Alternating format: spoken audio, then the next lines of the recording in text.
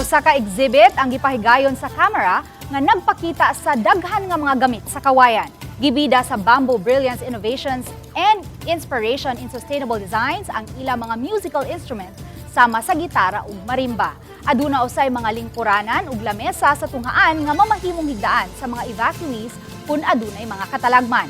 Pipila lang kini sa mga proyekto sa DOST Forest Products Research and Development Institute.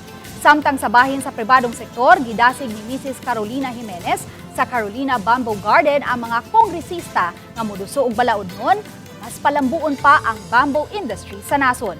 Matud niya nga daghan ang mapuslan sa kawayan aron mas moasenso pa ang ekonomiya sa komunidad. Mamahimong mabisita pa ang bamboo exhibit hangtod sa Huwebes, December 12. Incentivize bamboo cultivation and establish the Philippines as a global leader in the engineered bamboo industry.